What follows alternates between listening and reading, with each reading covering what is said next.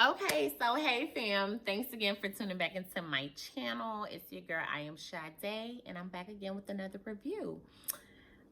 So, I just finished watching episode 3, Lowkey Thankful. And y'all, I have some tea on Zach because when I tell you this episode was 5-star, it was 5-star. And I really appreciate Issa dipping right into content, cutting down the sex scenes. It was no sex scenes in this episode, guys. So where do I even start? Okay, and please, y'all, I am going through the rough stage with my locks right now. We're week 2 in this lock journey, and baby, I just don't know what else to do to my hair at this point but these little 2 buns. And now I just discovered I could drop one down, but I don't even know if I like how that looks. So anyways, we're having a bad hair day today, but we're gonna move forward. So let's start here. Condola basically is in the bed with Lawrence, and they are, morning after, and basically they're talking about their Thanksgiving plans. He asks her, like, what are you doing for Thanksgiving? She kind of like avoids this conversation, and then she goes and says, well, she's throwing a party. He basically invites himself to this party, guys. Thanksgiving party with her friends. Turns out that she's been married before, she's divorced for a year. She really has portrayed him off to her friends as just like a fuck buddy situation. So that's what we find out later on in the episode. But to me, this episode was so good because it was so many moments that felt so like, I've experienced these moments in my life like dozens of times where I've had these type of emotions with the friendships between Molly and the relationship between Molly and Issa. It's crazy because it's like we do outgrow, right? We don't talk about it a lot, but we outgrow friends sometimes. And you can see that Molly and Issa are having this transition where they're not really relating to each other, and they're not aligned. And so it's just like those times where it's usually around the holidays where you feel like really lonely. And so like that episode felt so realistic to me because I'm just like, yo, I think we've all experienced that. But oh my God, I'm about to be all over with this review, so sorry in advance. But it's just like so many key points in this episode where we really get to tap into these emotions that we feel but are never talked about. And it's like, so boom, Issa, she has a moment with her brother. They're at Thanksgiving. She's realizing, she's going through all of these Snapchat on her IG and everything, and she sees everybody's, at home with their families, and she's just feeling kind of like, yo, like, where I fit in. So she goes with her brother. She has her moment with her brother. There's a few things that happened that was kind of like, So anyway, she's having this moment, but the first moment, it's like she's having this conversation with her brother, and she's like, yo, I seen Lawrence. See, there I go. I skipped a whole part of the story.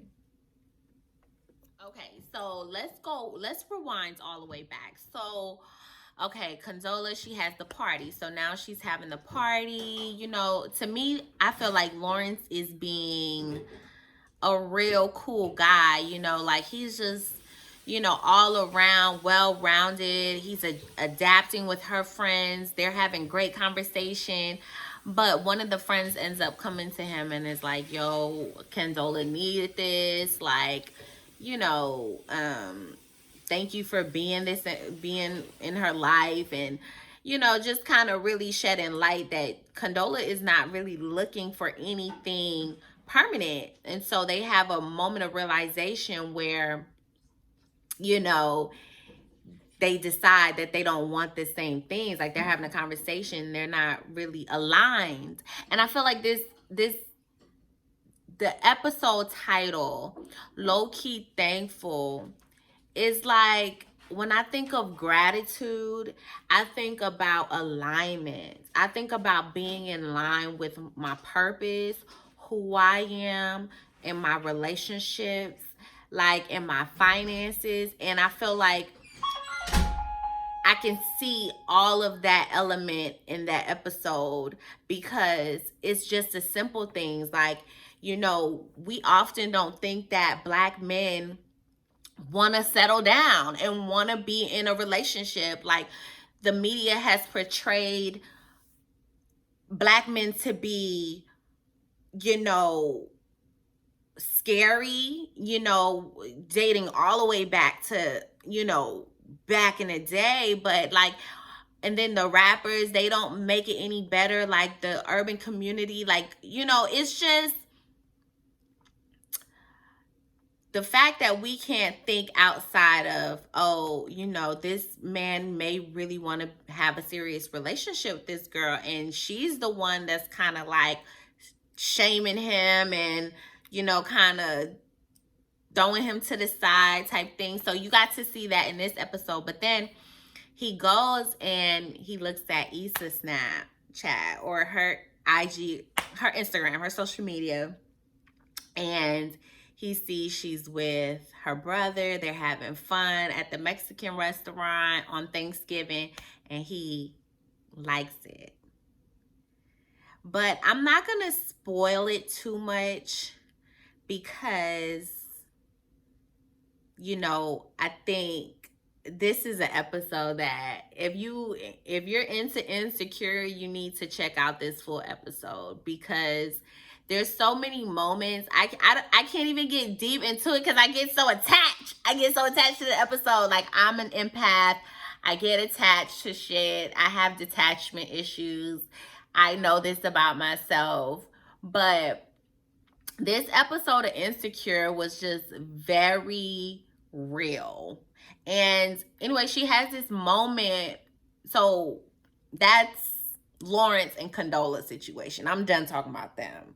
You have to watch the episode to figure out all the deep detail that they got into in those scenes, because I'll get caught up in that, and this whole review will be about Lawrence and Condola.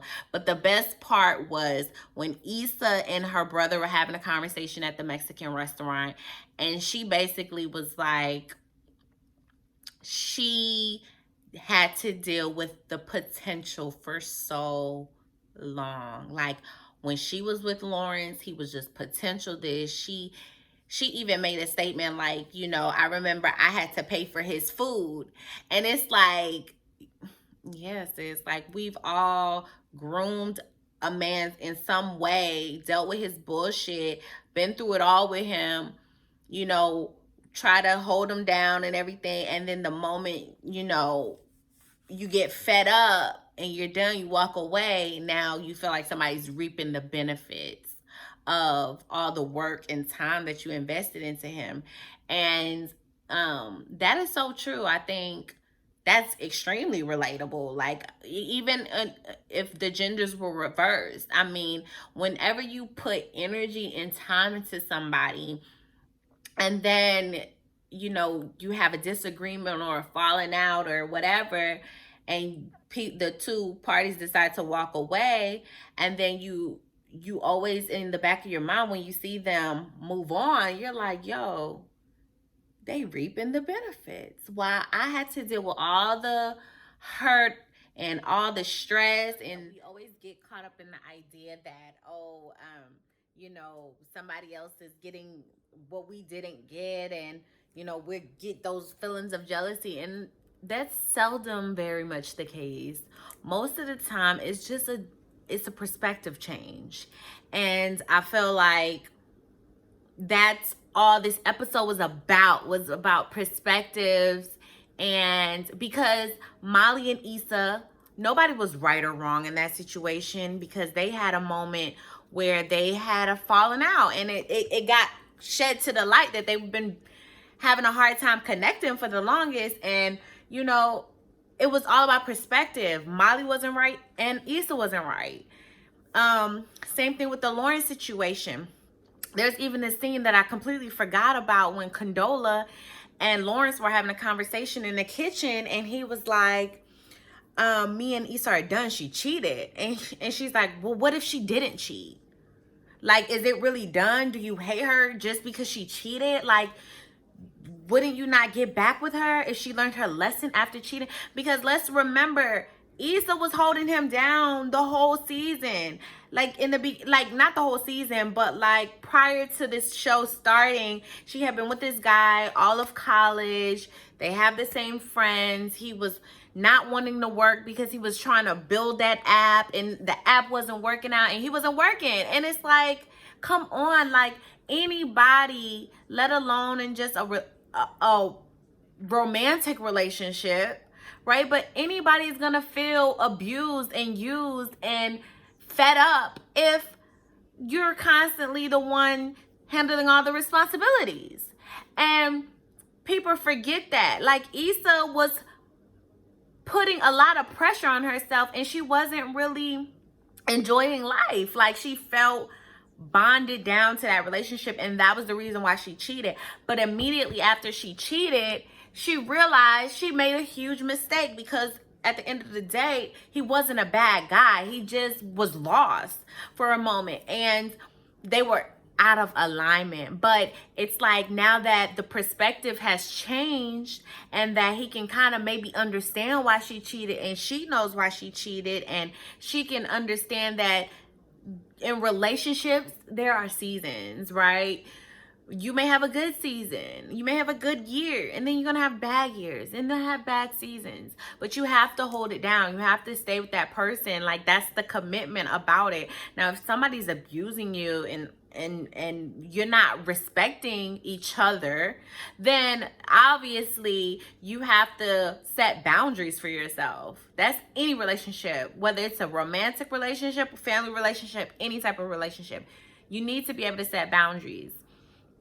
So, you know, I thought that was pretty cool that this episode kind of depicted that in a film. Like, I really thought that was cool that Issa did that. But the best part about it all was when he had that moment of realization with Condola, and she kind of had that same moment of realization. That's when I knew it all. Like, and I've been saying this, that they are going to get back together. I've been saying this. In that episode, when they decide to get back together, that shit is just going to be so fucking sexy. I already know. I can't wait. I can't wait. Because I know they're not going to close out the show without Lawrence and Issa getting back together. But yeah, and then they played that song by Maya. It's after midnight and she's on your phone, begging to move over cause she's all alone. Yes, that song, if you guys don't know, is called A Case of the Ex. Case of the Ex. That's what it's called. And baby, that's what that episode is about. Because baby, Lawrence is going to get a case of that ex. He's going to miss Issa. He's going to start to realize, like, they are soulmates. And that's just that on that. They're soulmates. And they love each other. Like, there was even a scene, and they're sitting up there making jokes about their favorite movies. Like, when Condola and Lawrence meet up at a restaurant, Issa's like, they're looking awkward and stupid, and she's watching them. But prior to that, Lawrence and her were having a whole conversation, laughing and joking. And it's just like, yo, what's meant to be will be. But best believe it's going to be in all divine timing. It will be in divine timing. And that is a prime example of how shit happens. I love it. I love it. This was a good episode. This was a good episode, so I'm excited. I hope you guys like this review. I know it was all over the place. I probably didn't even get to touch on a lot of stuff, but next time I'm gonna have a journal and I'm gonna write it out so I remember to go over it with you guys. But all right, I hope you guys like this video. Don't forget to comment, like, and subscribe to my channel. And also, I really want to hear your opinions. Excuse me, I had a burp. I wanted to hear your opinions on this episode. So yeah, leave a comment, please.